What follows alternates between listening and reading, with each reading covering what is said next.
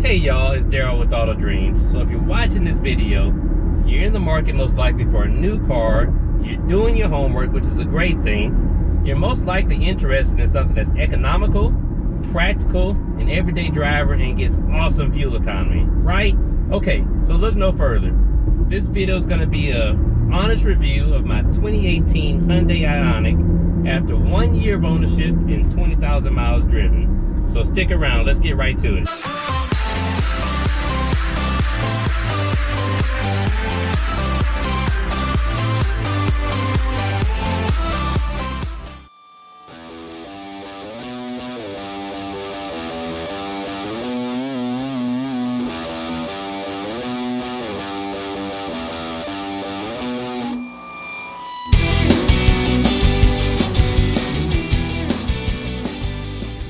Rewind a year ago when I was in the market for this car, I really wanted a top contender when it came to fuel economy.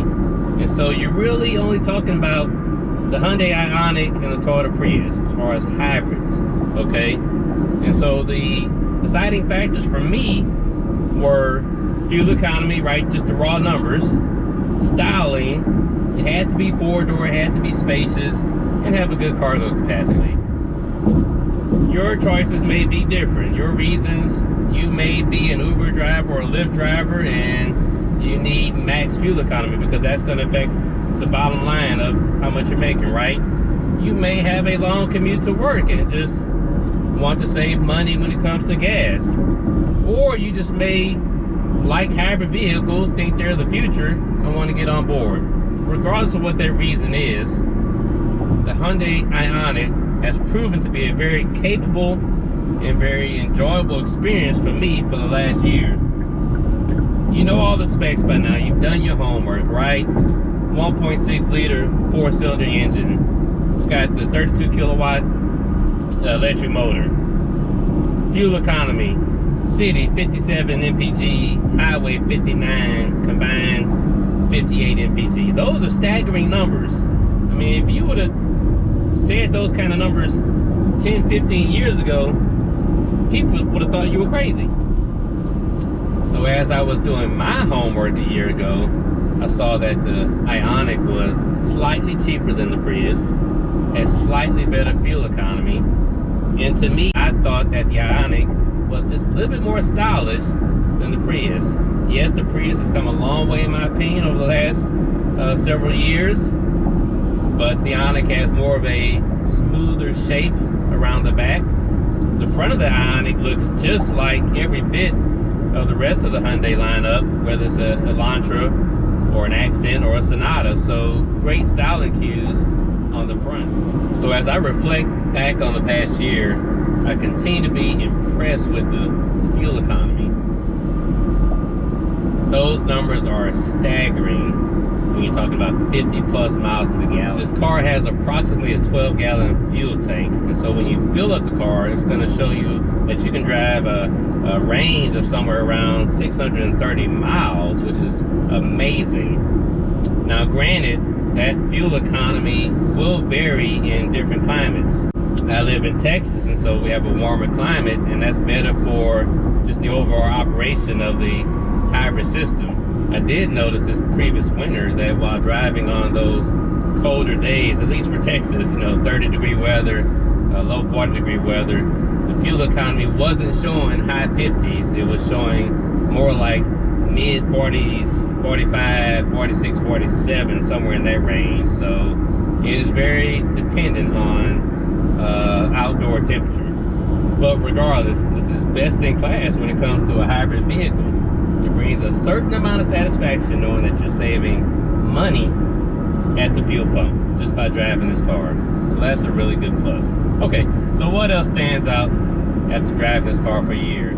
Okay, so we've talked about fuel economy. At this point, I know you're dying to hear about any mechanical issues that I've encountered in the past year, the past 20,000 miles of driving this car. This is basically a new car in the Hyundai lineup. And it's not unheard of when manufacturers introduce new models that first year or two could be plagued with bugs and kinks, recalls, things of that nature. Okay, So I hope you're sitting down at this point. But for me, I have experienced no mechanical issues. Zero. Maybe I'm lucky, maybe I'm not. I know I only had 20,000 miles. Of course, if I did encounter something, it would be covered under warranty, so I'm not worried about that. But all I've had to do is a couple of oil changes and just replace the cabin air filter. By the way, check out my video here, which will show you how you can replace the cabin air filter yourself in virtually any Hyundai model. It is really easy, won't take more than 5 minutes. Okay, so I've talked about two things I was impressed with. Fuel economy, the fact I've had no mechanical issues in the past 20,000 miles in 1 year of ownership. But there is something that I must talk about that I'm not impressed with, and that's the comfort of these seats. These seats are very firm in my opinion, and I know firm or comfort may be a relative term, but they could be better. Hyundai, you could have done better here. The seats are really firm, and so after a long drive, it's not the most comfortable for your tush.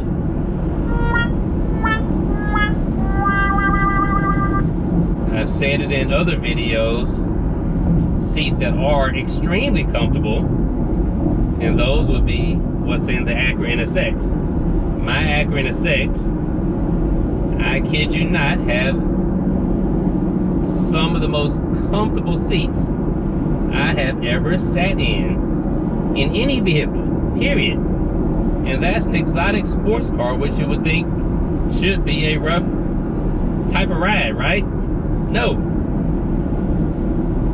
So definitely room for improvement when it comes to comfort of the seats. Okay, and the last topic I would like to talk about that stood out over this past year of ownership. Now, I definitely want to end this video on a good note because it's really been a really great car to me. And that's the performance.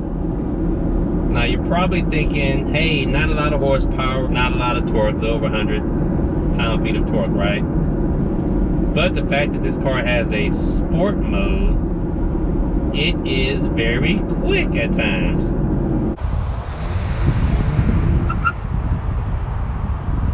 So I've experienced ample power when it comes to merging onto the freeway or passing on the freeway. And I guess what it is, the sport mode takes advantage of the electric motor's instant torque. Okay, so let me summarize here. So with regards to fuel economy, I gave the Hyundai Ioniq Hybrid a thumbs up. With regards to maintenance issues, I didn't have any, so I also gave it a thumbs up. With regards to seat comfort, the firm seats caused me to give it a thumbs down. And with regards to performance, I gave the car a thumbs up. So you couple all that with the Ioniq's very affordable starting price, it's MSRP in the low $20,000 range, and I'm giving this car 2 thumbs up. I hope you enjoyed this video. I hope you found it informative. Please give the video a thumbs up. If you hadn't already subscribed to the channel, go ahead and smash that red subscribe button, guys and gals. I will really appreciate it. A lot more content coming your way, so stay tuned. And we'll see you on the next one.